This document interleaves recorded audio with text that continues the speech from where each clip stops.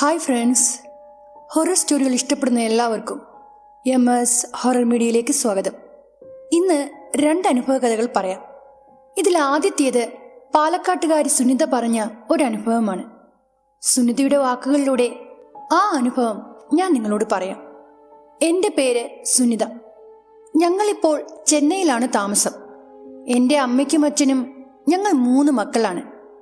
2002 എൻ്റെ മാതാപിതാക്കൾ പാലക്കാട് ജില്ലയിലെ ഗോപാലപുരം എന്ന സ്ഥലത്താണ് താമസിച്ചിരുന്നത്. അന്ന് എൻ്റെ ചേച്ചി മാത്രമേ ജനിച്ചിട്ടുള്ളൂ. ഞാനും അനിയനും ജനിച്ചിട്ടില്ല. എൻ്റെ അച്ഛൻ ഒരു ഓട്ടോ ഡ്രൈവർ ആയിരുന്നു. പക്ഷേ അദ്ദേഹത്തിൻ്റെ വരുമാനം വീട്ടുചിലവുകൾക്ക് പോലും തികയുമായിരുന്നില്ല. അതുകൊണ്ട് അച്ഛനെ സഹായിക്കാനായി അമ്മ ചെറിയൊരു ബിസിനസ് തുടങ്ങുവാൻ തീരുമാനിച്ചു. സഞ്ചരിക്കുന്ന തട്ടുകട, 4 വീലുകളുള്ള ഒരു മാടക്കട. ഇഡ്ലി, ദോശ, വട എന്നിവയൊക്കെയാണ് കടയിൽ ഉണ്ടായിരുന്നത്.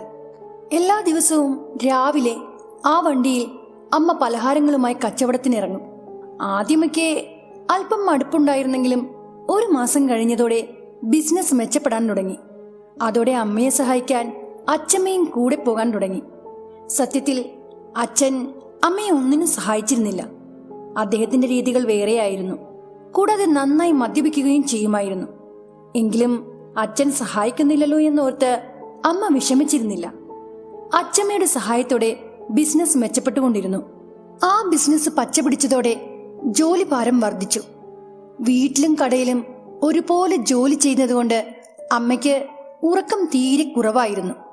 ദിവസത്തിൽ 3-4 മണിക്കൂറുകൾ മാത്രമാണ് അമ്മയ്ക്ക് ഉറങ്ങാൻ കഴിഞ്ഞിരുന്നുള്ളൂ. എന്നിരുന്നാലും ബ്രഹ്മമുഹൂർത്തത്തിൽ ഉണർന്ന് കുളിച്ച് അമ്മ പൂജകൾ ചെയ്യുമായിരുന്നു. നെറ്റിയിൽ നിറയെ മഞ്ഞളും കുങ്കുമവും തൊട്ട്, തലയിൽ മല്ലികപ്പൂ ചൂടി, കയ്യിൽ നിറയെ വളകളിട്ട് ഒരു സുമംഗലിയായിട്ട് അമ്മയെ കാണാൻ കഴിഞ്ഞിരുന്നുള്ളൂ. അമ്മ ഇങ്ങനെ ഒരുങ്ങി നടക്കുന്നത് എൻ്റെ അച്ഛമ്മയ്ക്ക് വലിയ ഇഷ്ടമായിരുന്നു.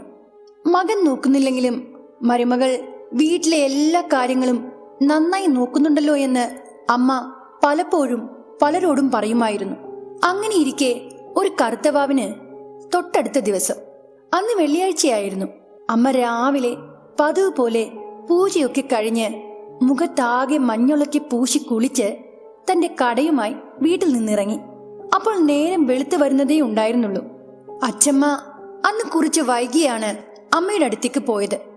അപ്പോഴേക്കും കടയിൽ വന്ന ചില ആളുകൾ തമ്മിൽ സംസാരിക്കുന്നത് അച്ഛമ്മ ശ്രദ്ധിച്ചു. ആരോ മരിച്ചതിനെ കുറിച്ചാണ് അവർ സംസാരിക്കുന്നതെന്ന് മനസ്സിലായപ്പോൾ അമ്മ അവരോട് കാര്യം തിരക്കി. ആ നാട്ടിലെ തന്നെ പേര് കേട്ട ഒരു ഗുണ്ടയായ രംഗൻ ഇക്കഴിഞ്ഞ രാത്രിയിൽ കൊല്ലപ്പെട്ടു. ആ രംഗന്റെ വീട് അവിടെ അടുത്ത് തന്നെയാണ്. ഇതായിരുന്നു അവർ തമ്മിൽ സംസാരിച്ചത്. അമ്മയ്ക്ക് ഇത്തരം കാര്യങ്ങൾ നേരിട്ട് പോയി കാണുന്നത് വലിയ താല്പര്യമായിരുന്നു. ഞാനൊന്ന് പോയി നോക്കിയിട്ട് വരാമെന്ന് അമ്മ അച്ഛമ്മയോട് പറഞ്ഞു. പക്ഷേ അച്ഛമ്മ അമ്മയെ വിലക്കി. നിനക്കെന്താ ഭ്രാന്താണോ? അവനൊരു നല്ല മനുഷ്യനല്ലായിരുന്നു. അതുമാത്രമല്ല, വളരെ ക്രൂരമായിട്ടാണ് അവനെ ആരോ കൊന്നിട്ടിരിക്കുന്നത്. നീയാണെങ്കിൽ കുളിച്ചൊരുങ്ങി നല്ല ഐശ്വര്യമായിട്ട് നിൽക്കുകയാണ്. ഈ സമയത്ത് നീ അവിടേക്ക് പോകുന്നത് ഒട്ടും നല്ലതല്ല. പക്ഷേ അമ്മ അത് കേട്ടില്ല. മുഖത്ത് മഞ്ഞൾ തേച്ച് കുളിച്ച് തലയിൽ പൂവൊക്കെ വെച്ച് അവിടേക്ക് പോയാൽ എന്ത് സംഭവിക്കുമെന്നാണ് അമ്മ പറയുന്നത്? എല്ലാവരും പോകുന്നുണ്ടല്ലോ, അവർക്കൊന്നും സംഭവിക്കാത്ത എന്ത് കാര്യമാണ് എനിക്ക് മാത്രം സംഭവിക്കുന്നത് എന്ന് ചോദിച്ചുകൊണ്ട് അമ്മ അവിടേക്ക് പോയി.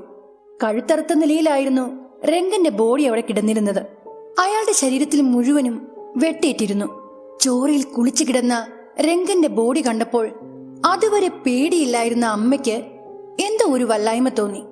ചുറ്റുമുള്ള ആൾക്കൂട്ടത്തെ വകഞ്ഞു മാറ്റി അമ്മ വേഗത്തിൽ അവിടെ നിന്ന് പുറത്തു കടന്നു. തിരികെ കടയിലെത്തിയ അമ്മ ആരോടും ഒന്നും മിണ്ടാതെ അങ്ങനെ നിന്നു. എങ്ങനെയുണ്ട്, കണ്ടല്ലോ അല്ലേ എന്ന് അച്ഛമ്മ ചോദിച്ചു. അവിടെ കണ്ട കാര്യങ്ങൾ അച്ഛമ്മയോട് വിവരിച്ച ശേഷം അമ്മ ജോലിയിൽ മുഴുകി. എന്നാൽ അന്ന് മുതൽ എപ്പോഴും കലപില സംസാരിച്ചിരുന്ന അമ്മയുടെ സ്വഭാവത്തിൽ ചില മാറ്റങ്ങൾ കണ്ടു തുടങ്ങി. അത് മാത്രമല്ല, ശാരീരികമായ അസ്വസ്ഥത, വിശപ്പില്ലായ്മ എന്നിങ്ങനെ പലതും അമ്മയിലുണ്ടായി. അടുത്ത 3 ദിവസങ്ങൾ കഴിഞ്ഞതോടെ അമ്മ ആരോടും ഒന്നും സംസാരിക്കാതെയായി.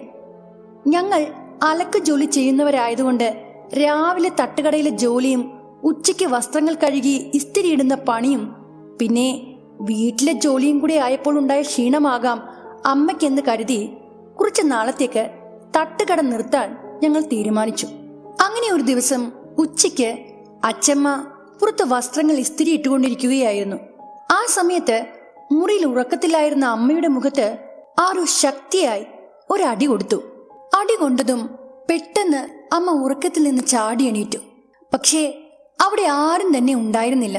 വാതിലകത്ത് നിന്ന് പൂട്ടിയിട്ടിരിക്കുകയായിരുന്നു. കതക് തുറന്ന് പുറത്തു നോക്കിയിട്ടും ആരെയും കണ്ടില്ല. പേടി തോന്നിയ അമ്മ ഉറക്കം മതിയാക്കി അച്ഛമ്മയുടെ അടുത്തെത്തി. പിറ്റേന്ന് അമ്മ അക്കാര്യം ഏതാണ്ട് മറന്നു. ഉച്ചവരെ ജോലി ചെയ്ത് തളർന്ന അമ്മ വീണ്ടും ഉറങ്ങാൻ പോയി. അന്നും മുറിയിൽ തനിച്ചായിരുന്നു അമ്മ. ഉറക്കത്തിനിടയിൽ അമ്മയുടെ മുതുകിൽ ആരോ തട്ടി വിളിച്ചു. എന്തിനാണ് നീ ഇത്രയധികം ഉറങ്ങുന്നത് എന്നൊരു പുരുഷ ശബ്ദം അമ്മ അപ്പോൾ കേട്ടു. ആ ശബ്ദം കേട്ട് അമ്മ ഞെട്ടിപ്പിടഞ്ഞ് കണ്ണു തുറന്നു. മുറിയിൽ ആരുമില്ല. പക്ഷേ തട്ടിയയിടത്ത് നല്ല വേദനയുണ്ടായിരുന്നു. പേടിച്ചു പോയ അമ്മ മുറിയിൽ നിന്ന് പുറത്തേക്കോടി. അന്ന് രാത്രി അച്ഛൻ വന്നപ്പോൾ അമ്മ ഇക്കാര്യങ്ങളൊക്കെ അച്ഛനോട് വിശദമായി പറഞ്ഞു. അത് കേട്ട് അച്ഛൻ അമ്മയെ കളിയാക്കി. നീ ആദ്യം പ്രേത സിനിമകളൊക്കെ കാണുന്നത് നിർത്തു. അതുകൊണ്ടാണ് നിനക്ക് ഇങ്ങനെയൊക്കെ തോന്നുന്നത്. അച്ഛന്റെ സ്വഭാവം അറിയാവുന്നത് കൊണ്ട് അമ്മ പിന്നെ ഒന്നും മിണ്ടിയില്ല. പക്ഷെ അന്ന് മുതൽ അമ്മയുടെ ശരീരം കൂടുതൽ മെലിയാൻ തുടങ്ങി. രാത്രി എല്ലാവരും അത്താഴമൊക്കെ കഴിഞ്ഞ് ഉറങ്ങാൻ കിടന്നു. സുഖമില്ലാത്തതിനാൽ അമ്മ മറ്റൊരു കട്ടിലാണ് കിടന്നിരുന്നത്. കൃത്യം രാത്രി 2 മണിയായപ്പോൾ അമ്മ കിടന്ന കട്ടിലിനരികിൽ ഒരാള് വന്നു നിന്നു. നീ എന്തിനാണ് ഇത്രയധികം പേടിക്കുന്നത്? നിനക്കൊന്നും സംഭവിക്കില്ല. നിന്നെ കൊണ്ടുപോകാൻ വന്നത് ഞാനല്ലേ. ഇത്രയും പേടിയുള്ളവളാണെങ്കിൽ അന്ന് എന്നെ എന്തിനു കാണാൻ വന്നു? അമ്മ മെല്ലെ കണ്ണു തുറന്നു നോക്കിയപ്പോൾ കണ്ട കാഴ്ച ഭയാനകമായിരുന്നു. അന്ന് കഴുത്തറ്റ് രക്തത്തിൽ കുളിച്ചു കിടന്ന രംഗൻ എന്ന ഗുണ്ടയായിരുന്നു അത്. ആ രൂപം അമ്മയെ നോക്കി ഇങ്ങനെ പറഞ്ഞു. അന്ന് നീ എന്നെ കാണാൻ വന്നപ്പോൾ ഞാൻ അവിടെ ആകെ അലയുകയായിരുന്നു. അപ്പോഴാ ഞാൻ നിന്നെ കണ്ടത്. കുളിച്ച് സുന്ദരിയായി നീലൻ മുടിയിൽ പിച്ചിപ്പൂവൊക്കെ വെച്ച് നിന്നെ കണ്ടപ്പോൾ തന്നെ എനിക്ക് നിന്നെ സ്വന്തമാക്കണമെന്ന് തോന്നി. അതാ ഞാൻ നിന്നെ തേടി വന്നത്. നിന്നെ ഞാൻ കൊണ്ടുപോകും. നീ പേടിക്കണ്ട. അത് ഒരു സ്വപ്നം പോലെയാണ് തോന്നിയതെങ്കിലും അവന്റെ ആ രൂപം കണ്ട് അമ്മയാകെ ഭയന്നു വിറച്ചു. അമ്മയുടെ ശരീരം ആകെ വെട്ടി വിയർത്തു. ഹൃദയമിടിപ്പ് വർദ്ധിച്ചു. എന്നെ ഒന്നും ചെയ്യരുതേ എന്ന് അമ്മ ഉറക്കെ കരഞ്ഞു പറഞ്ഞു. പക്ഷേ അവനത് കേട്ടില്ല. നിന്നെ എനിക്ക് വേണം. അധികം വൈകാതെ നീ എന്റേതായി മാറും എന്ന് പറഞ്ഞുകൊണ്ട് ആ രൂപം ഒരടി മുന്നോട്ട് വെച്ചു. അതോടെ അമ്മ ഉറക്കെ നിലവിളിക്കാൻ തുടങ്ങി. പെട്ടെന്ന് തൊട്ടടുത്ത കട്ടിൽ കിടന്ന അച്ഛൻ ഉറക്കം വിട്ടുണർന്നു. ഇതെന്താ ഇവൾ ഇങ്ങനെ കരയുന്നത് എന്ന് വിചാരിച്ച് അച്ഛൻ മുറിയിലെ ലൈറ്റിട്ടു. അപ്പോൾ അമ്മ ഉറക്കത്തിൽ കിടന്ന് പേടിച്ച് കരയുന്നതാണ് അച്ഛൻ കണ്ടത്. അച്ഛൻ ഉടൻ അമ്മയെ തട്ടി വിളിച്ചു. എന്നിട്ടും അമ്മ ഉറക്കത്തിൽ നിന്ന് ഉണരാതിരുന്നത് കൊണ്ട് 2 അടി കൊടുത്താണ് അച്ഛൻ അമ്മയെ ഉണർത്തിയത്. കണ്ണു തുറന്നപ്പോൾ മുന്നിൽ അച്ഛനെ കണ്ട അമ്മ പരിഭ്രമത്തോടെ ചുറ്റും നോക്കി. എന്തുപറ്റി? എന്തിനാണ് നീ ഇങ്ങനെ പേടിക്കുന്നത് എന്ന് അച്ഛൻ ചോദിച്ചപ്പോൾ അമ്മ താൻ കണ്ട രൂപത്തെക്കുറിച്ച് അച്ഛനോട് പറഞ്ഞു. അത് കേട്ടതും അച്ഛൻ വീണ്ടും ദേഷ്യപ്പെട്ടു. നിന്നോട് എന്ത് ചെയ്യരുതെന്ന് പറയുന്നതേ നീ ചെയ്യൂ. എന്റെ അമ്മ നിന്നോട് പറഞ്ഞതല്ലേ ആ ശവം കാണാൻ പോകരുതെന്ന്. എന്നിട്ട് നീ കേട്ടോ? നിന്റെ ഈ സ്വഭാവം മാറ്റിയില്ലെങ്കിൽ നിനക്ക് ഒരുപാട് അനുഭവിക്കേണ്ടി വരും. ആ ഒരു സമയത്തും അച്ഛൻ അമ്മയെ വഴക്ക് പറയുകയാണ് ചെയ്തത്. അമ്മയും വിചാരിച്ചു ചിലപ്പോൾ ആ മൃതദേഹം കണ്ടതുകൊണ്ട് തോന്നുന്നതായിരിക്കും ഇതെന്ന്. പക്ഷേ അടുത്ത 2 ദിവസത്തിനുള്ളിൽ തന്നെ അത് വെറും തോന്നലല്ലെന്ന് അമ്മയ്ക്ക് മനസ്സിലായി. അർദ്ധരാത്രിക്കോ അല്ലെങ്കിൽ തനിച്ചിരിക്കുമ്പോഴോ അമ്മ ആ രൂപത്തെ കാണുകയും അതിന്റെ ശബ്ദം കേൾക്കുകയും ചെയ്യാൻ തുടങ്ങി. അതോടെ അമ്മയുടെ ഭയം വർദ്ധിച്ചു. ഉറക്കം പൂർണ്ണമായും ഇല്ലാതായി. ശരീരം മെലിഞ്ഞൊട്ടി ഒരാഴ്ചക്കുള്ളിൽ അമ്മ പൂർണ്ണമായും കിടപ്പിലായി. ഒരു ദിവസം ഉച്ചയ്ക്ക് അമ്മ ഉറങ്ങുന്ന സമയത്ത് ആ ഒരു ശബ്ദം അമ്മ വീണ്ടും കേട്ടു. എന്റെ അടുത്തേക്ക് വരാനുള്ള നിന്റെ സമയം അടുത്തിരിക്കുന്നു. നിന്റെ വാക്കുകൾ ആരും കേൾക്കില്ല. ആർക്കും നിന്നെ രക്ഷിക്കാനാവില്ല. ആ ശബ്ദം കേട്ട് പേടിച്ചുണർന്ന അമ്മ ഒരു ഭ്രാന്തിയെ പോലെ ഉറക്കെ നിലവിളിച്ചുകൊണ്ട് വീട് വിട്ട് പുറത്തേക്കോടി. കൃത്യം ആ സമയത്ത് തന്നെ അച്ഛൻ ഉച്ചഭക്ഷണത്തിനായി വീട്ടിൽ വന്നിരുന്നു. താൻ കാണുന്നതും കേൾക്കുന്നതുമായ കാര്യങ്ങളൊക്കെ അമ്മ അച്ഛനോട് പറഞ്ഞു. തന്നെ എവിടെയെങ്കിലും കൊണ്ടുപോയി രക്ഷിക്കണമെന്ന് അമ്മ അച്ഛനോട് അപേക്ഷിച്ചു. പക്ഷേ അച്ഛൻ അപ്പോഴും അമ്മയെ മനസ്സിലാക്കിയില്ല.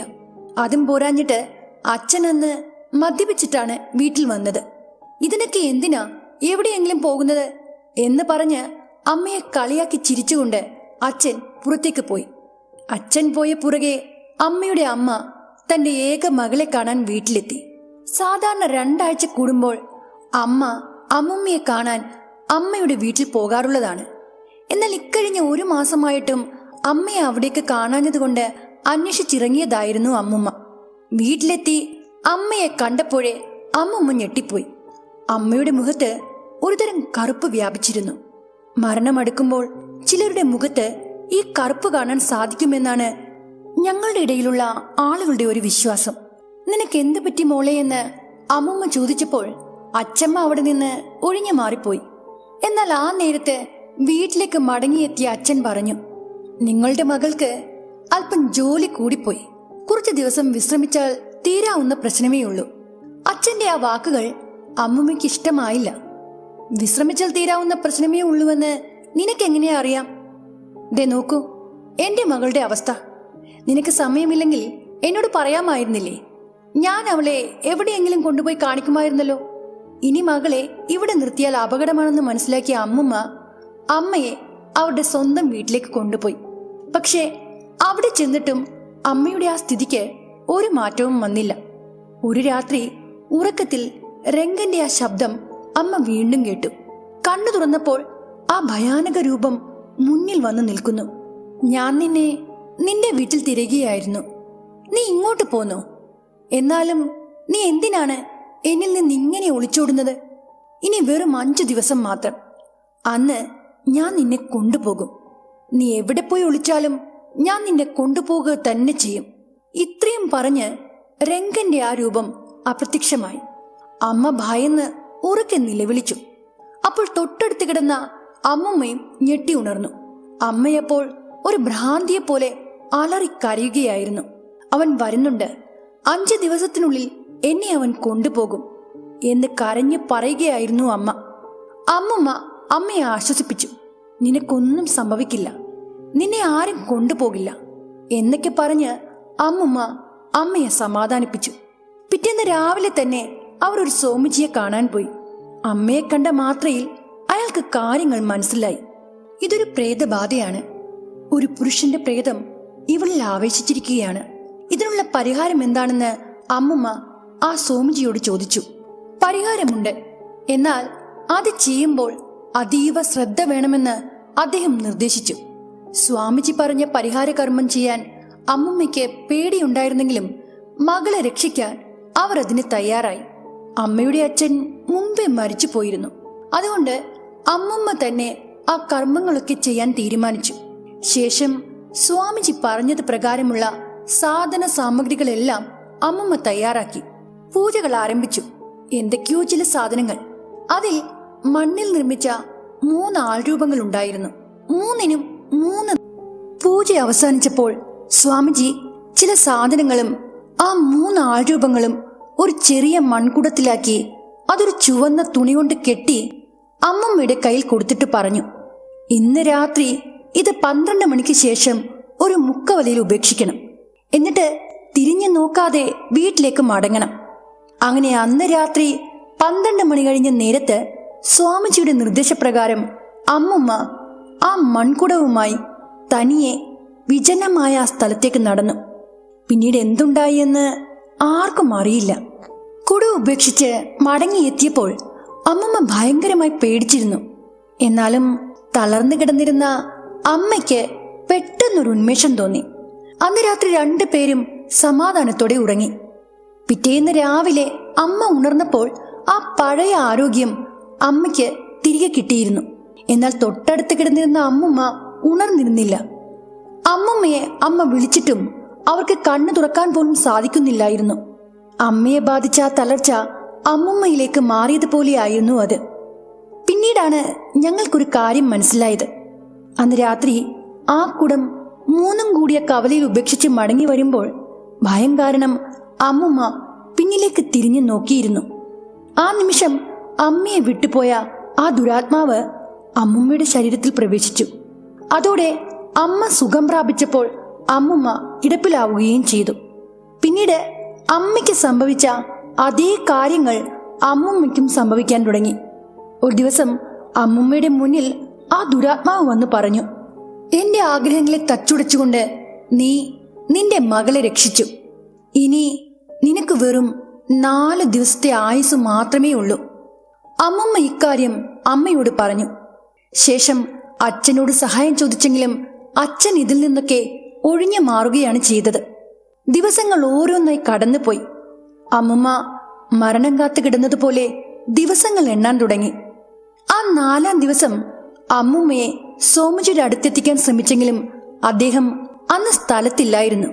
അന്ന് ചില ക്ഷേത്രങ്ങളിൽ കൊണ്ടുപോയി രക്ഷാസൂത്രം കെട്ടിയെങ്കിലും ഫലമുണ്ടായില്ല. ആ ദുരാത്മാവ് പറഞ്ഞതുപോലെ തന്നെ അന്നേ ദിവസം പുലർച്ചെ 3 മണിക്ക് അമ്മുമ്മ മരിച്ചുപോയി. അമ്മുമ്മയുടെ മരണത്തിന് കാരണം താനാണെന്നോർത്ത് അമ്മ കടുത്ത വിഷാദത്തിലായി. 16 ദിവസത്തെ കർമ്മങ്ങൾ കഴിഞ്ഞ് അടുത്ത ദിവസം അമ്മ ഞങ്ങളുടെ വീട്ടിലേക്ക് തിരികെ പോരാൻ തീരുമാനിച്ചു. അന്ന് രാത്രി ആരോ വിളിക്കുന്നത് പോലെ തോന്നിയ അമ്മ കണ്ണു തുറന്നു. നോക്കിയപ്പോൾ മുന്നിൽ മരിച്ചുപോയ അമ്മുമ്മ നിൽക്കുന്നു. മോളെ, നീ ഇനിയും സൂക്ഷിക്കണം. അവന്റെ ആത്മാവ് ഇപ്പോഴും നിന്നെ പിന്തുടരുന്നുണ്ട്, ഒരവസരത്തിനായി. അതുകൊണ്ട് നീ കഴിവതും തനിച്ചിരിക്കാതെ ശ്രദ്ധിക്കണം. ഇത്രയും പറഞ്ഞുകൊണ്ട് അമ്മുമ്മയുടെ ആ മങ്ങിയ രൂപം അവിടെ നിന്ന് അപ്രത്യക്ഷമായി. ആ ഒരു നിമിഷത്തേക്ക് അമ്മുമ്മ മരിച്ചുപോയി എന്നുള്ള കാര്യം പോലും മറന്നുപോയിരുന്നു. അടുത്ത ദിവസം തന്നെ അമ്മ അച്ഛന്റെ അടുത്തേക്ക് മടങ്ങിപ്പോയി. വീട്ടിലെത്തിയിട്ടും തന്റെ അമ്മയുടെ മരണം അമ്മയെ വല്ലാതെ തളർത്തി.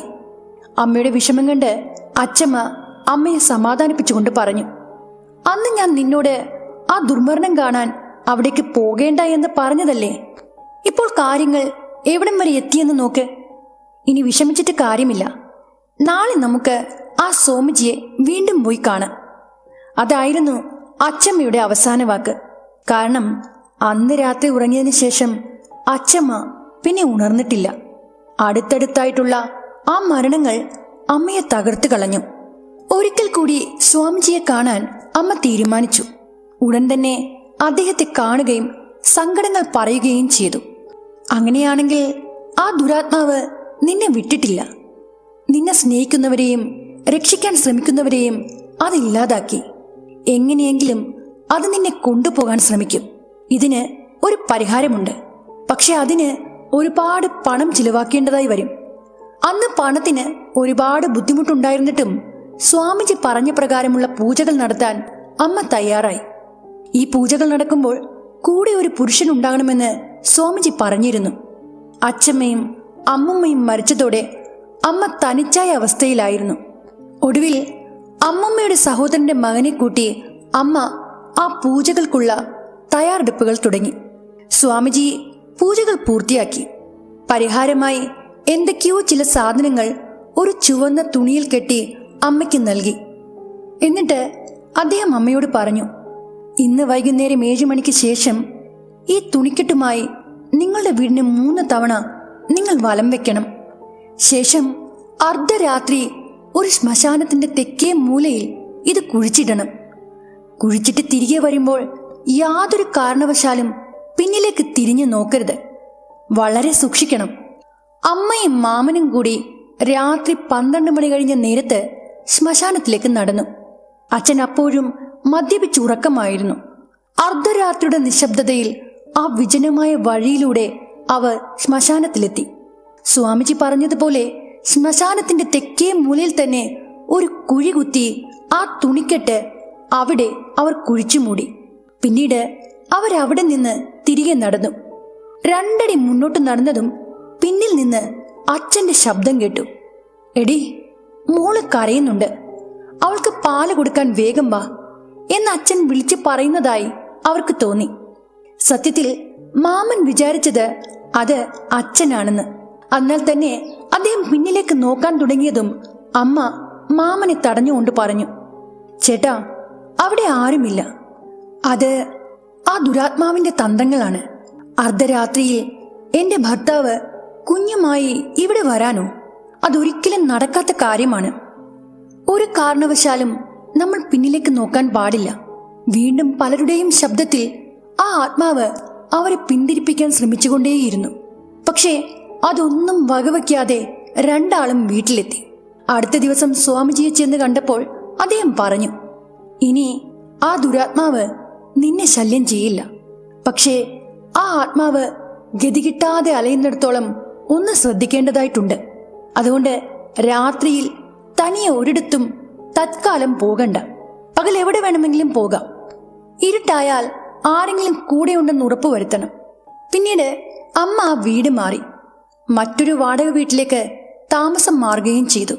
അമ്മ സുഖം പ്രാപിച്ചതോടെ അച്ഛൻ ഇസ്തിരി ജോലികൾ ചെയ്യാൻ തുടങ്ങി. താമസിയാതെ അമ്മ രണ്ടാമത് ഗർഭിണിയായി. ഗർഭിണിയായിരിക്കുന്ന സമയത്തും അമ്മ ചെറിയ പണികളൊക്കെ ചെയ്യുമായിരുന്നു. ഒരു ദിവസം അയൽപക്കത്തെ ഒരു പോലീസുകാരന്റെ വസ്ത്രങ്ങൾ അമ്മ അലക്കി വീടിന്റെ ടെറസിലിട്ടു. പകലത്തെ പണിത്തിരക്കിൽ അമ്മ അക്കാര്യം മറന്നുപോയിരുന്നു. രാത്രി ഏതാണ്ട് 10 മണിയായപ്പോൾ വസ്ത്രങ്ങൾ എടുക്കാൻ അമ്മ ടെറസിലേക്ക് പോകാൻ ഒരുങ്ങി. ആ സമയത്ത് ടെറസിലേക്ക് പോകാൻ അമ്മയ്ക്ക് ഭയമായതുകൊണ്ട് അയൽവാസിയായ അമ്മയുടെ സുഹൃത്തിനെ അമ്മ കൂട്ടിന് വിളിച്ചു. പക്ഷേ ആ സ്ത്രീ പറഞ്ഞത്, നീ നടന്നോളൂ, ഞാൻ വന്നേക്കാമെന്ന്. അത് പറഞ്ഞിട്ട് അവർ മറന്നുപോയി എന്ന് തോന്നുന്നു. അവരെന്ന് ചെന്നില്ല. അമ്മ തനിയെ ടെറസിലേക്ക് പോയി. അപ്പോൾ തൊട്ടടുത്ത വീടിന്റെ ടെറസിൽ ഒരു പെൺകുട്ടിയെ കണ്ടു. ഞാൻ വെറുതെ പേടിച്ചു. ഇവിടെ വേറെയും ആളുകളുണ്ട് എന്നോർത്ത് അമ്മയ്ക്ക് സമാധാനമായി. ആ പെൺകുട്ടി അമ്മയോട് ചോദിച്ചു, ആന്റി, നിങ്ങളിവിടെ പുതിയതാണോ? അമ്മ ആ പെൺകുട്ടിയോട് വിശേഷങ്ങൾ ചോദിച്ചു. അവളുടെ പേര് റാണി എന്നാണെന്ന് ആ പെണ്ണ് അമ്മയോട് പറയുകയും ചെയ്തു. അപ്പോഴേക്കും പെട്ടെന്ന് താഴെ നിന്ന് അമ്മയുടെ സുഹൃത്തായ ആ ചേച്ചി ഓടി വന്നു. അമ്മ റാണി എന്ന് വിളിച്ച് ആരോട് സംസാരിക്കുന്നത് കണ്ട് ആ ചേച്ചി ഞെട്ടിപ്പോയി. അമ്മയുടെ ആ സുഹൃത്ത് ബലമായി അമ്മയെ പിടിച്ചു വലിച്ച് താഴേക്ക് കൊണ്ടുപോയി. എന്തിനാ ഇങ്ങനെ പേടിക്കുന്നത് എന്ന് അമ്മ ആ ചേച്ചിയോട് ചോദിച്ചപ്പോൾ ആ ചേച്ചി പറഞ്ഞു, നിങ്ങൾ റാണി എന്ന് പറഞ്ഞ് ആരോട് സംസാരിച്ചല്ലോ? ആ റാണി ആരാണെന്ന് നിങ്ങൾക്കറിയാമോ? ആ വീട്ടിലെ മൂത്ത മകളായിരുന്നു റാണി. റാണി 1 വർഷത്തിനു മുമ്പ് ആത്മഹത്യ ചെയ്ത് മരിച്ചതാണ്. ഇതുവരെ അവളുടെ ആത്മാവിനെ ഇവിടെ ആരും കണ്ടിട്ടില്ല. പക്ഷേ നിനക്ക് മാത്രം അവളെ കാണാൻ സാധിച്ചു. അതെന്താ? ആ ചേച്ചിയുടെ വാക്കുകൾ കേട്ട് അമ്മ വീണ്ടും ഭയത്തിലായി. തൊട്ടടുത്ത ദിവസം തന്നെ അമ്മ റാണിയെ കണ്ട കാര്യം റാണിയുടെ വീട്ടുകാരെ അറിയിച്ചു. പിന്നീട് നല്ലവരായ ആ വീട്ടുകാർ റാണിയുടെ ആത്മാവിന് മോക്ഷം കിട്ടാനുള്ള പൂജകളും ഹോമങ്ങളുമൊക്കെ നടത്തി. പിന്നീട് ഒരിക്കലും അമ്മ റാണിയുടെ ആത്മാവിനെ കണ്ടിട്ടില്ല. അങ്ങനെ ആ വീട്ടിലെത്തി 5 മാസങ്ങൾ കഴിഞ്ഞ് അമ്മ ഒരു കുഞ്ഞിന് ജന്മം നൽകി. ആ കുഞ്ഞാണ് ഞാൻ. എന്റെ 20ാമത്തെ വയസ്സിലാണ് അമ്മ ഇക്കാര്യങ്ങളെല്ലാം എന്നോട് തുറന്നു പറഞ്ഞത്. അമ്മയുടെ ഈ അനുഭവങ്ങൾ എന്നെ വല്ലാതെ ഭയപ്പെടുത്തി. എന്നെ ഇത്രയധികം ഭയപ്പെടുത്തിയെങ്കിൽ ഈ അനുഭവങ്ങൾ നേരിട്ട അമ്മ എത്രമാത്രം ഭയന്നിട്ടുണ്ടാകുമെന്ന് ഞാൻ ഇപ്പോഴും ചിന്തിക്കാറുണ്ട്. ഇനി മറ്റൊരു അനുഭവം പറയാം. ഈ അനുഭവം ജിതിനാണ് ഷെയർ ചെയ്തിരിക്കുന്നത്.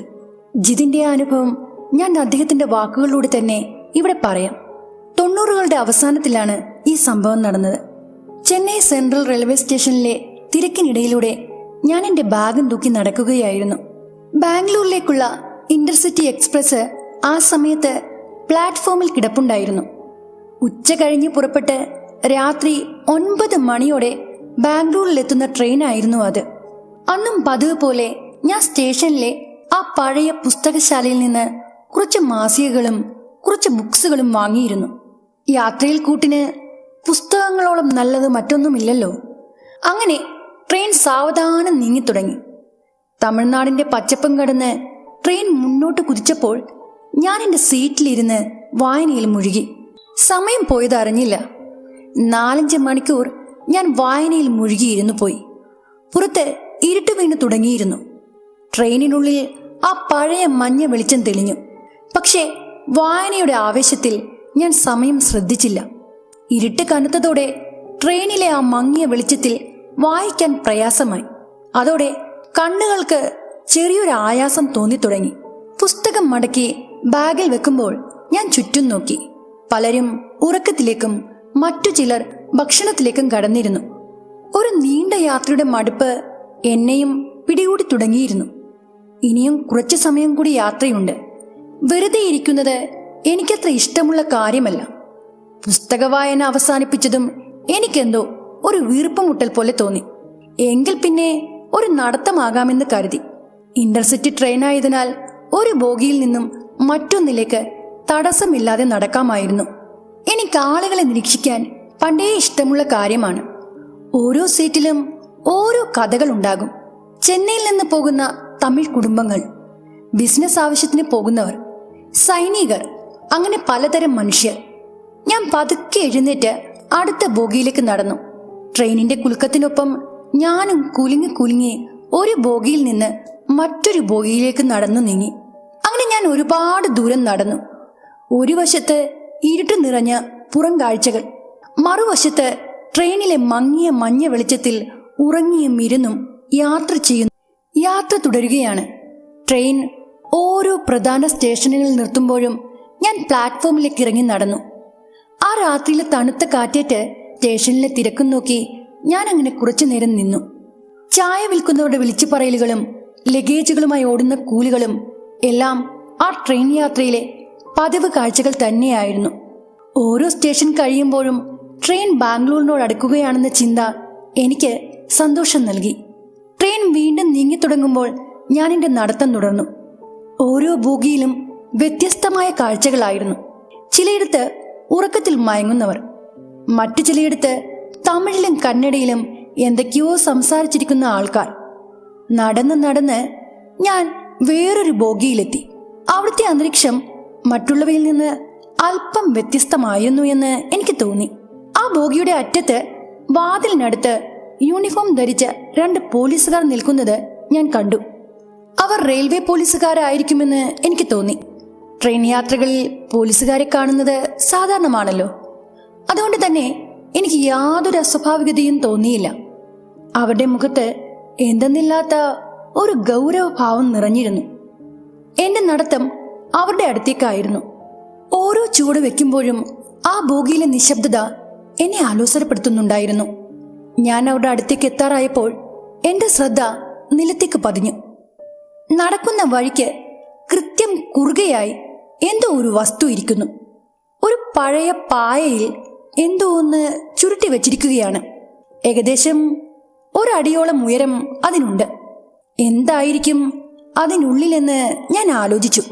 ആരെങ്കിലും മറന്നു വെച്ച ലഗേജ് വല്ലതും ആയിരിക്കുമോ? അതോ ആ പോലീസുകാർ പിടിച്ചെടുത്ത എന്തെങ്കിലും സാധനങ്ങളാണോ? പായയുടെ കെട്ട് കാണാൻ അത്ര സുഖമുള്ള ഒന്നായിരുന്നില്ല. അത് അവിടെ ഇരിക്കുന്നത് കൊണ്ട് എനിക്ക് മുന്നോട്ട് പോകണമെങ്കിൽ അതിനു മുകളിലൂടെ കാല് കവച്ചു വെച്ച് വേണം പോകാൻ. എന്റെ ഉള്ളിൽ എവിടെ നിന്നോ ചെറിയൊരു ഭയം ഇരച്ചെത്തി. ഇനി മുന്നോട്ട് പോകണമെങ്കിൽ അത് കവച്ചു വെക്കുകയല്ലാതെ വേറെ മാർഗമില്ല. ആ പോലീസുകാരുടെ നോട്ടം എന്നിൽ കൂടുതൽ അസ്വസ്ഥതയുണ്ടാക്കി. ഞാൻ എന്റെ വലത് കാൽ പതുക്കെ ഉയർത്തി ആ കെട്ടിന് മുകളിലൂടെ വെക്കാൻ തുനിഞ്ഞു. ആ സമയം സ്വാഭാവികമായും എന്റെ നോട്ടം താഴേക്ക് ആ പായയുടെ കെട്ടിലേക്ക് പതിഞ്ഞു. ഒരു നിമിഷം എന്റെ ശ്വാസം നിലച്ചുപോയി. പായയുടെ വശങ്ങൾ കൃത്യമായി അടച്ചിരുന്നില്ല. ആ തുറന്ന ഭാഗത്തിലൂടെ 2 മനുഷ്യക്കാൽപാദങ്ങൾ മുകളിലേക്ക് നീണ്ടു നിൽക്കുന്നത് ഞാൻ കണ്ടു. വെളുത്ത് വിളറി നിറം മങ്ങിയ ആ കാലുകൾ കണ്ടതോടെ എന്റെ ഉള്ളിലൂടെ ഒരു മിന്നൽ പിണർ കടന്നുപോയി. സ്തബ്ധനായിപ്പോയ ഞാൻ എന്ത് ചെയ്യണമെന്നറിയാതെ തല ഉയർത്തി ആ പോലീസുകാരെ നോക്കി. എന്റെ മുഖത്ത് നിഴലിച്ച ഭയം കണ്ടിട്ടാവണം അവരിൽ ഒരാൾ എന്നെ സഹതാപത്തോടെ നോക്കി. ഞാൻ തമിഴനാണെന്ന് എന്റെ വേഷത്തിലോ ഭാവത്തിലോ നിന്ന് അയാൾക്ക് തോന്നിയിരിക്കാം. വളരെ പതിഞ്ഞ സ്വരത്തിൽ അയാൾ എന്നോട് പറഞ്ഞു, "പോങ്ക തമ്പി പോങ്ക." ആ വാക്കുകളിൽ ഭീഷണിയില്ലായിരുന്നു. മറിച്ച് ആ കാഴ്ച കണ്ട് വിറങ്ങലിച്ചു നിന്ന എന്നോട് അയാൾക്ക് ദയയാണ് തോന്നിയത്.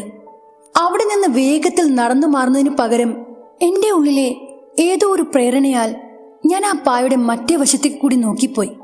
അന്നങ്ങനെ നോക്കിയതിനെക്കുറിച്ച് ഓർത്ത് ഇന്നും ഞാൻ പശ്ചാത്തപിക്കാറുണ്ട്.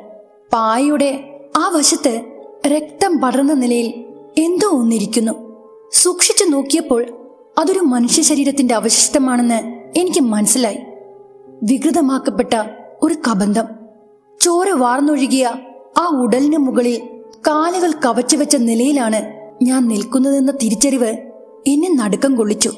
ഭയാനകമായ ആ കാഴ്ച കണ്ട് എന്റെ ഹൃദയമിടിപ്പ് അപ്പോൾ തന്നെ നിലച്ചു പോകുമെന്ന് എനിക്ക് തോന്നിപ്പോയി. ആ ഭാഗത്തേക്ക് ഒറ്റ നോട്ടമേ എനിക്ക് നോക്കാൻ കഴിഞ്ഞുള്ളൂ. ഉടൻ തന്നെ എന്റെ വയറ്റിൽ നിന്ന് എന്തോ ഒന്ന് തികട്ടി വരുന്നതായി എനിക്ക് തോന്നി. തലക്ക് വല്ലാത്തൊരു ഭാരം അനുഭവപ്പെടുകയും ചുറ്റുമുള്ള വസ്തുക്കളെല്ലാം കറങ്ങുന്നത് പോലെയും എനിക്ക് തോന്നി. ആ ബോഗിയിലെ മനമടുപ്പിക്കുന്ന ഗന്ധം എന്റെ ശ്വാസകോശത്തിലേക്ക് ഇരച്ചു കയറി.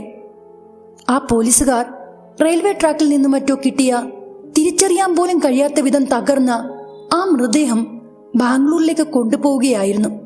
പിന്നീടാണ് എനിക്കത് മനസ്സിലായത്. ഞാൻ എങ്ങനെയൊക്കെയോ ആ കെട്ട് മറികടന്ന് അടുത്തുള്ള ടോയ്ലറ്റിലേക്ക് ഓടിക്കയറി. വാതിലടച്ച് സിങ്കിലെ ടാപ്പ് തുറന്ന് പലതവണ എന്റെ മുഖം കഴുകി. തണുത്ത വെള്ളം മുഖത്ത് തട്ടിയപ്പോൾ എനിക്ക് അല്പം ആശ്വാസം തോന്നി. പക്ഷേ കണ്ണടയ്ക്കുമ്പോൾ ആ കാലുകളും ചോര പുരണ്ട കബന്ധവും വീണ്ടും തെളിഞ്ഞു വരികയായിരുന്നു.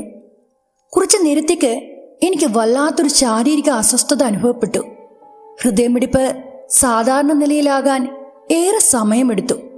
ആ ഇടുങ്ങിയ ടോയ്ലറ്റിനുള്ളിൽ നിൽക്കുമ്പോഴും പുറത്താ പോലീസുകാർ ട്രെയിൻ തട്ടി ചതഞ്ഞരഞ്ഞ് കണ്ടം തുണ്ടമാക്കപ്പെട്ട പായിൽ പൊതിഞ്ഞ ആ മൃതദേഹത്തിന് കാവൽ നിൽക്കുകയായിരുന്നു എന്ന ചിന്ത എന്നെ ഭയപ്പെടുത്തിക്കൊണ്ടിരുന്നു.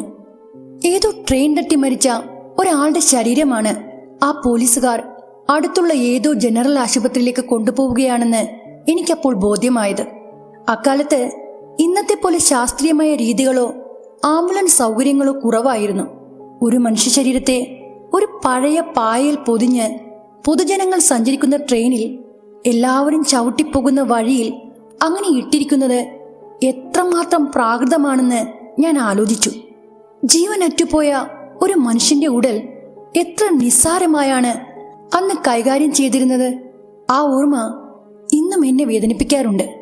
ബാംഗ്ലൂരിൽ എത്തുന്നത് വരെയുള്ള ബാക്കി സമയം ഞാൻ എങ്ങനെയാണ് തള്ളി നീക്കിയതെന്ന് എനിക്കിപ്പോഴും ഓർമ്മയില്ല. ഞാൻ തിരികെ എന്റെ സീറ്റിൽ വന്നിരുന്നിട്ടും ആ കാഴ്ച കണ്ണിൽ നിന്ന് മറയുന്നില്ലായിരുന്നു. വായന നിർത്തി മാറ്റിവെച്ച ആ പുസ്തകത്തിലേക്ക് പിന്നീടൊന്ന് നോക്കാൻ പോലും എനിക്ക് കഴിഞ്ഞില്ല. ഓരോ തവണ കണ്ണടയ്ക്കുമ്പോഴും ആ ചോര പുരണ്ട ശിരസും ആ മരച്ചു കൂടിയ കാലുകളും എന്റെ മനസ്സിൽ തെളിഞ്ഞു വന്നു. ചുറ്റുമുള്ള യാത്രക്കാർ ചിരിക്കുകയും സംസാരിക്കുകയും ചെയ്യുന്നുണ്ടായിരുന്നു. തൊട്ടടുത്ത ബോഗിയിൽ ഒരു മനുഷ്യന്റെ ചിന്നിച്ചിതറിയ ഭാഗങ്ങൾ പായയിൽ പൊതിഞ്ഞു വെച്ചിട്ടുണ്ടെന്ന് അവർ ആരും അറിഞ്ഞിരുന്നില്ല. ആ യാത്ര കഴിഞ്ഞ് ദിവസങ്ങൾ പിന്നിട്ടിട്ടും പഴയ ജിതിനായി മാറാൻ എനിക്ക് കഴിഞ്ഞില്ല. പകൽ സമയങ്ങളിൽ ജോലി തിരക്കുകളിൽ മുഴുകി ആ ദൃശ്യം ഞാൻ മറക്കാൻ ശ്രമിക്കുമെങ്കിലും സൂര്യൻ അസ്തമിക്കുന്നതോടെ ഉള്ളിൽ ഭയം പടരാൻ തുടങ്ങും. ഇരുട്ട് വീഴുമ്പോൾ ആ ട്രെയിൻ ബോഗിയിലെ മങ്ങിയ വെളിച്ചവും ആ പോലീസുകാരും എന്റെ ഓർമ്മയിലേക്ക് ഓടിയെത്തും. രാത്രിയിൽ തനിയെ ഇരിക്കാൻ എനിക്ക് പേടിയായി തുടങ്ങി. ആ ട്രെയിൻ യാത്രയിൽ തുടങ്ങിയ ആ ഭീതി എന്റെ ജീവിതത്തിന്റെ ഒരു ഭാഗമായി മാറുകയായിരുന്നു. പിന്നീടുള്ള രാത്രികളിൽ ദുസ്വപ്നങ്ങൾ എന്റെ ഉറക്കം കെടുത്തി. ഒന്ന് മയങ്ങി വരുമ്പോഴേക്കും ഞാൻ വീണ്ടും ആ പഴയ ഇന്റർസിറ്റി ട്രെയിനിലെത്തും. ഞാൻ ആ ബോഗികളിലൂടെ നടക്കും. ഒടുവിൽ ആ പോലീസുകാരുടെ അടുത്തെത്തും. ആ പായുടെ കെട്ട് കവച്ചു വെക്കുമ്പോൾ അതിനുള്ളിലെ ശിരസ് എന്നെ തുറച്ചു നോക്കുന്നതായി ഞാൻ സ്വപ്നം കാണും. ഭീതിയോടെ അലറി വിളിച്ച് ഞാൻ ഉറക്കത്തിൽ നിന്ന് ഞെട്ടി എഴുന്നേൽക്കും. ദേഹം ആകെ വിയർത്ത് കുളിച്ച് വർദ്ധിച്ച ഹൃദയമിടിപ്പോടെ ഞാൻ കിടക്കയിൽ ഏറെ നേരം കുത്തിയിരിക്കുമായിരുന്നു. പിന്നീട് ഉറങ്ങാൻ പോലും എനിക്ക് ഭയമായി തുടങ്ങി. ഞെട്ടി എഴുന്നേറ്റ് കട്ടിൽ അങ്ങനെ ഇരിക്കുമ്പോൾ വെറുമൊരു തോന്നലിനപ്പുറം ആ കാഴ്ച യഥാർത്ഥമായി എന്റെ മുന്നിൽ തെളിഞ്ഞു വരും. എന്റെ കാൽച്ചുവട്ടിൽ ആ കട്ടിലിനരികിൽ ആ ചോര പുരണ്ട കബന്ധമിരിക്കുന്നതായി എനിക്ക് തോന്നും. അന്ധകാരത്തിൽ ആ മൃതദേഹത്തിന്റെ ദുർഗന്ധം പോലും ആ സമയത്ത് എന്റെ മൂക്കിൽ തങ്ങി നിൽക്കുന്നതായി എനിക്ക് അനുഭവപ്പെടുമായിരുന്നു. ആ ഭയം എന്റെ രക്തത്തിൽ അലിഞ്ഞു ചേർന്നിരുന്നു. എന്നെ സംബന്ധിച്ച് അത് കേവലം ഒരു കാഴ്ചയായിരുന്നില്ല, മറിച്ച് എന്റെ ബോധ മനസ്സിനെ വേട്ടയാടുന്ന ഒരു വലിയ മുറിവായി ആ ട്രെയിൻ യാത്രയിലെ ആ അനുഭവം മാറിക്കഴിഞ്ഞിരുന്നു. ആ യാത്ര കഴിഞ്ഞ് മാസങ്ങൾ കഴിഞ്ഞിട്ടും മിക്ക രാത്രികളിലും ആ മരിച്ച മനുഷ്യന്റെ നിലവിളി ശബ്ദം എന്റെ ചെവിയിൽ മുഴങ്ങിക്കേൾക്കുന്നത് പോലെ എനിക്ക് തോന്നിയിരുന്നു. ട്രെയിൻ തട്ടി തെറിച്ചു വീഴുമ്പോൾ ആ പ്രാണൻ പോകുന്ന നിമിഷം അയാൾ എത്രമാത്രം വേദന അനുഭവിച്ചിട്ടുണ്ടാകാം. ആ വേദന മുഴുവൻ ആവാഹിച്ച ഒരു നിലവിളി ഒരു സൂചി മുന പോലെ എന്റെ ചെവി തുളച്ച് ഉള്ളിലേക്ക് കയറുന്നതായി എനിക്ക് അനുഭവപ്പെടുമായിരുന്നു. പകൽ വെളിച്ചത്തിൽ പോലും ജനക്കൂട്ടത്തിനിടയിൽ നിൽക്കുമ്പോൾ പെട്ടെന്നൊരു നിമിഷം ആ നിലവിളി എന്റെ ഉള്ളിൽ അലയടിക്കും. അതോടെ ഞാൻ മറ്റൊരാളായി മാറും. ഒരുതരം ശൂന്യത എന്നെ പൊതിയും. രാത്രികൾ എനിക്ക് നരക തുല്യമായി മാറി. ഉറക്കത്തിന്റെ ആഴങ്ങളിലേക്ക് പോകുമ്പോൾ മനസ്സ് വീണ്ടും ആ പഴയ പായ്ക്കെട്ടിലേക്ക് എന്നെ കൂട്ടിക്കൊണ്ടുപോകും. പാതിരാത്രിയിൽ പെട്ടെന്ന് ഞെട്ടി ഉണരുമ്പോൾ ഞാൻ കിടക്കുന്ന കട്ടിലിന് തൊട്ട് താഴെ ആ പായ്ക്കെട്ടിരിക്കുന്നത് പോലെ എനിക്ക് തോന്നും. തണുത്ത ഒരു സ്പർശനം എന്റെ പാദങ്ങളിൽ അനുഭവപ്പെടും. എഴുന്നേറ്റ് ലൈറ്റിടാൻ പോലും ഭയന്ന് ഞാൻ പുതപ്പിനുള്ളിൽ ചുരുണ്ടുകൂടും. എന്റെ മുറിക്കുള്ളിൽ ആ മൃതദേഹത്തിന്റെ ഗന്ധം പടരുന്നത് പോലെ എനിക്ക് അനുഭവപ്പെടുമായിരുന്നു. അതെല്ലാം വെറും തോന്നലാണെന്ന് എന്റെ ബന്ധുക്കൾ പറയുമ്പോഴും ആ ഭയത്തിൽ നിന്ന് പുറത്തു കടക്കാൻ എനിക്ക് കഴിഞ്ഞിരുന്നില്ല. അത്രമേൽ ആ ഭയം എന്നെ കീഴ്പ്പെടുത്തിയിരുന്നു. വീടിന് പുറത്തിറങ്ങിയാലും ആ ഭയം എന്നെ വിട്ടുപോയിരുന്നില്ല. എവിടെ പോകുമ്പോഴും ആരോ ഒരാൾ നിശബ്ദനായി എന്നെ പിന്തുടരുന്നത് പോലെ എനിക്ക് തോന്നിത്തുടങ്ങി. തിരക്കേറിയ തെരുവുകളിലൂടെ നടക്കുമ്പോൾ എന്റെ പിന്നാലെ ആരോ ഓടി വരുന്നത് പോലെ എനിക്ക് തോന്നിയിരുന്നു. തിരിഞ്ഞു നോക്കുമ്പോൾ അങ്ങനെ ആരും എന്റെ പിന്നാലെ ഓടി വരുന്നതായി കാണുകയുമില്ല. സമാധാനം എന്നത് എന്റെ ജീവിതത്തിൽ നിന്ന് പൂർണ്ണമായും അപ്രത്യക്ഷമായ ഒരു കാലഘട്ടമായിരുന്നു അത്. ഈ മാനസികാവസ്ഥ എന്നെ തളർത്തുമെന്ന് ഉറപ്പായപ്പോൾ വീട്ടുകാരുടെ നിർബന്ധത്തിന് വഴങ്ങി ഞാൻ ചികിത്സകൾ തേടിത്തുടങ്ങി. മനസ്സിനെ ശാന്തമാക്കാനുള്ള മരുന്നുകൾ ഒരു വശത്ത് നടക്കുമ്പോൾ മറുവശത്ത് ഞാൻ ഭക്തിമാർഗത്തിലൂടെ സഞ്ചരിച്ചു. കുടുംബാംഗങ്ങളുടെ പ്രാർത്ഥനകളും വഴിപാടുകളും എനിക്ക് ഒരുതരം സംരക്ഷണം തരുന്നത് പോലെ തോന്നി. ശാസ്ത്രവും വിശ്വാസവും ഒരുപോലെ എന്നെ സഹായിച്ചു. എന്റെ മനസ്സിനേറ്റ ആ വലിയ ആഘാതത്തെ പതുക്കെ പതുക്കെ മായ്ച്ചു കളയാൻ ഈ രണ്ട് വഴികളും എനിക്ക് തുണയായി നിന്നു. ആ ഭീകരമായ അനുഭവത്തിന് ശേഷം ഞാൻ ദൈവത്തോട് കൂടുതൽ അടുത്തു. പ്രാർത്ഥനകളിൽ ഞാൻ ആശ്വാസം കണ്ടെത്തി. ഓർമ്മകളുടെ ആ ഇരുണ്ട തടവറയിൽ നിന്ന് ഞാൻ പതുക്കെ പുറത്തു കടക്കാൻ തുടങ്ങി. ഇന്ന് വർഷങ്ങൾക്കിപ്പുറം ആ സംഭവത്തിനെക്കുറിച്ച് ഓർക്കുമ്പോൾ ഉള്ളിൽ ആ പഴയ നടുക്കമില്ല, മറിച്ച് ജീവിതത്തിന്റെ അനിശ്ചിതത്വത്തെക്കുറിച്ചുള്ള ഒരു വലിയ പാഠമായാണ് എനിക്കത് തോന്നുന്നത്. ആ ഭയത്തെ ഞാൻ തോൽപ്പിച്ചു. എന്റെ മനസ്സിനെ ഞാൻ തിരികെ പിടിച്ചു. ട്രെയിൻ തട്ടി ആരെങ്കിലും കൊല്ലപ്പെട്ടു എന്ന് കേൾക്കുമ്പോൾ അന്ന് ട്രെയിനിൽ കണ്ട കാഴ്ച എന്റെ ഓർമ്മയിൽ അതുപോലെ തന്നെ ഇന്നും തെളിഞ്ഞു വരാറുണ്ട്.